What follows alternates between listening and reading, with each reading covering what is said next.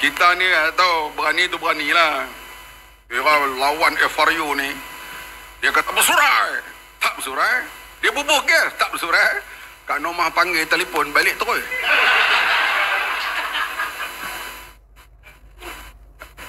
Sekali-sekala kena mengaku. Ni dia dengar dia syok ni. Jadi hadirin sekalian, rasuah berlaku atau tidak? Tak tahu. Tapi laporan ni mengatakan 400 juta lebih kurang dibayar, tidak ada kemengena dengan buat kapal. Di sini SPRM kena masuk. Siapa yang terlibat? Menteri-menteri waktu itu, iaitu Najib, Zahid Hamidi dan Isyamuddin Husin On. Dan saya kemudiannya. Nasihat saya pun tak apalah. Tak ada hal. Pasal apa dibayar yang tidak ada kena mengena dengan buat kapal? Di sinilah kita kata, jangan tuduh macam juga tabung haji. Naik kerajaan PH, dia kata kerajaan dulu buat tak betul. Kerajaan dulu kata Mujahid yang buat tak betul.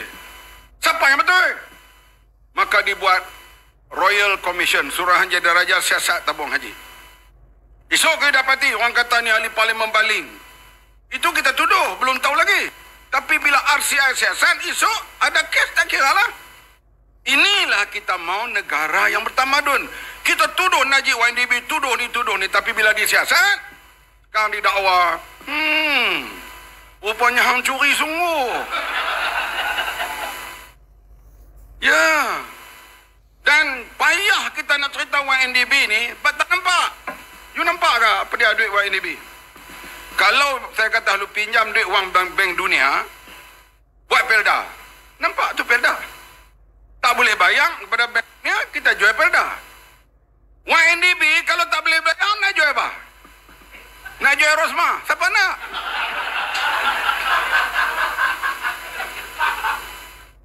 Nak jual siapa? Nak jual Najib? 70 lebih dah. Mana mau? Sebab rakyat tak tahu apa dia YNDB ni. Sebab itu bila kita tak kerti, kita kena tanya orang. Jangan jadi macam Tuan Ibrahim Tuan Man Timbalan Presiden PAH. Dia bawa rombongan PAH pergi dengar taklimat Arukanda. Kami berpuas hati penjelasan Arukanda terhadap YNDB. Puas hati sekarang didapati YNDB sekali rasuah yang terbesar dalam dunia. Sebab itu kalau kita bodoh, jangan tunjuk kebodohan kita. Timbalan Presiden PAH, kalau kamu bodoh, jangan tunjuk kebodohan. Kalau malu, jangan tunjuk kemaluan. Kalau berani, tunjuklah keberanian. Sebab itu kalau saya benar saya tak kerti. Hal-hal akaun semua tu saya tanya. Kalau hal YNDB, saya tanya Tony Pua. Saya tanya Rapidi Ramli. Saya tanya, apa tu? Ahli Parlimen Talin Jaya tu seorang apa? Wong Cheng. Ni orang accountant. Ataupun tanya Guan Eng. Dia orang accountant juga. Saya tak kerti. Saya kalau tanya saya, dia ni senyum macam ni. Dia bercakap bahasa ni. Dia ni puak mana? Yang tu aku tahu. Hamba tu muhur aku lah. Sebab kita boleh lihat perangai, ucapan. Kita boleh baca gerak-geri orang sikit sebanyak. Itu. Tapi kita lihat dalam kes ini, perlu siasatan. Bila buat siasatan, sebenarnya itulah wang negara kita disebut oleh penceramah sebelum ini. Kita negara kaya. Sepatutnya kita dah sama taraf dengan Korea ni. Korea. Sekarang, saya pergi Singapura minggu lepas. Duduk makan di restoran ni. Jumpalah seorang. Dia kata, Webi datang mana? Dia kata, main sini. Kamu buat apa sini? Ni, duduk kerja restoran ni. Pasal apa datang kerja sini? Baru yang rumah saya tenggelam di Johor. Kereta tenggelam. Jadi rumah rosak, kereta tak boleh pakai langsung. Saya nak bayar bulanan, tak ada duit dah. Saya larilah sementara kerja di Singapura ni. Saya dapatlah sekarang ni 7-8 ribu ringgit sebulan. Saya bayar dapat habis duit kereta, saya baliklah. Rumah saya tu saya perbaiklah macam mana pun. Dia kata, kerana lari pelarian sementara ke Singapura. Hampa di sini kalau selut runtuh, rumah runtuh, nak pergi kerja tanah, pergi Singapura jauh. Dimentung nak buat apa, orang tak mau muka tu apa. Jadi ini yang sekalian kita lihat. Dulu kita lihat, saya sebut semalam, di kampung Goktai saya tu, dulu ni anjing tak ada. Sebab apa? Vietnam banyak duduk kampung tu. Vietnam ni jenis makan anjing, kata orang lah. Sekarang anjing banyak balik. Sebab Vietnam dah balik kampung. Mereka dah ramai, anjing dah banyak balik dah. Sebab apa? Vietnam dah mula maju. Mereka dulu ada pulau, Pulau Bidung. Tempat pelarian Vietnam. Sekarang Vietnam dah balik kerana negara mereka dah naik, dah maju sekarang ini.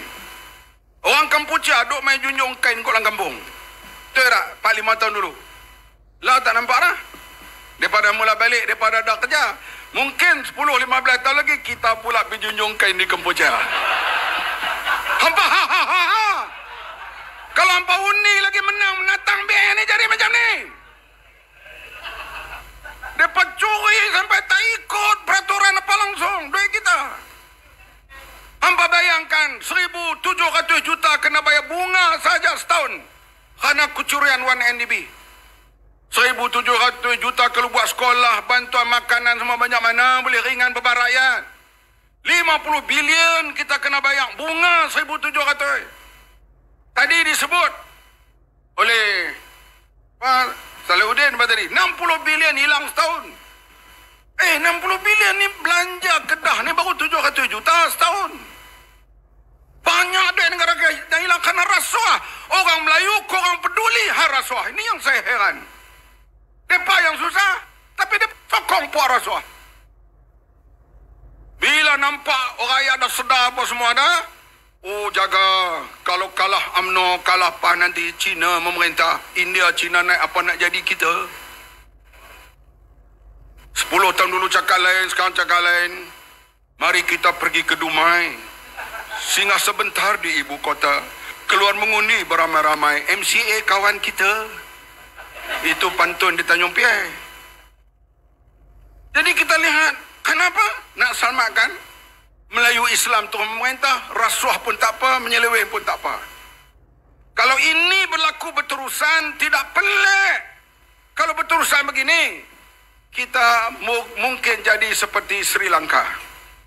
Sri Lanka, bumi putra dia Ceylonese atau Sinhalese. Pembangkang dia Tamil. Menjadi paham ya? Agama minoriti Kristian dengan Islam. Apa yang bumi putra buat kena sokong. Kena sokong. Raja paksakan adik dia, keluarga dia berkuasa di Sri Lanka atas nama bumi putra. Akhirnya tak ada duit utang, akhirnya utang tak boleh bayar. Negeri itu disiap bankrupt. Bila bankrupt, barulah ketua cawangan UMNO Sri Lanka pergi berenang di kolam Perdana Menteri. Dah mengamuk pun tak guna dah. Kenapa negeri dah bankrupt? Kita Malaysia memang nak bankrupt payah, duit banyak lagi. Kita ada KWSP. Tabung haji kita ada 80 bilion. KWST berapa bilion. KWAP ada dekat 200 bilion. Bank negara ada lebih berapa ratus juta lagi. Banyak. Tapi di kampung saya tu ada nama Bukit Tok Abah. Dulu saya kecil-kecil dulu saya duduk naik bukit itu cari kulat, cari pucuk dokdek. Apa di sini tahu nama apa? Cari pucuk tu untuk buat nasi khabu dan sebagainya, daun sekentut. Sekarang bukit tu dah tak ada. Kenapa? Dicangkui sikit-sikit untuk buat bata. Katanya bukit pun boleh hilang kalau dicangkui setiap hari. Duit reserve negara ni kalau dicangkui hari-hari, reserve makin kurang, boleh tak negara kita jadi seperti Sri Lanka? Boleh ke tak? Boleh lah kalau tuan-tuan bagi BNPN tu menang lagi. Berat ni, korupsi ni. Sekarang saya naik taksi di Singapura sudut tengok meter. Jantung saya ni bukan apa baik sangat. Bila tengok duk naik $10. Tuk $20. $20 RM60. Turun. Sekali lagi nak pergi kedai kawan saya pergi Menasat. Naik jauh dekat ya. Perjalanan sini Pekan Balin pun tak ada. Tengok tadi $15. RM45. Jadi kita dah kira-kira, aku duit taksi saja habis dah RM500 hari ni. Pasal apa? Nilai duit kita dulu RM1 $1. Sekarang RM1 RM3 2 kupang. RM3 2 kupang $1 Singapura. Kita pergi lintas beli keko hitam, dia tanya dulu, nak bayar duit Siam atau nak bayar duit Malaysia? Harga lain. Dulu orang kita pergi belah sana duit RM50, baju putih tak pakai atas. Nak tunjuk kat Amoy Siam. Sekarang dia tengok duit RM50 pakai pegang atas. Dia kata, meow. Dia tak mau. Itulah. Hampa seronok. Tapi inilah dia negara kita ni. Dia kerana rasuah, kerana penyelewengan tu makin teruk. Okey, hampa naik lu buat apa? Inilah kita siasat pun kita tahu. Kalau tak ada jawatan kuasa siasatan, kita tahu atau tidak? Tak boleh tahu. Dapat kambuh tutup. Mai pilihan raya aja tak apa. RM200, RM300 dapat tu. Alamak, habis. Orang bantai berjuta, berbilion. Nak selamat memerintah, main isu perkauman. Dan ini perkauman ni ditimbulkan persepsi. Tapi di Pulau Pinang sekarang dah tak laku dah isu perkauman. Bila Chow Kong Yao nak beri bantuan masjid, nak bagi bantuan sekolah agama, panggil ustaz-ustaz ni pukul 10, 8 pagi dah sampai sekarang. Bantuan dah berbagai-bagai. Pihak amanah Pulau Pinang menyenaraikan bantuan-bantuan yang Kerajaan Negeri Pulau Pinang beri kepada institusi agama. Bahkan di Pulau Pinang, UMNO PAS sekarang ni hidup segan mati tak mau. Di Selangor pun macam tu juga. Sebab mereka lihat cara pemerintahan kita. Tapi bagi di Kedah, bagi dalam kampung Melayu ni, Allah, tak apa, harga barang mahal, tak apa. Asyakah ada, kalau naik Cina, Maniam ni merintah mampu kita.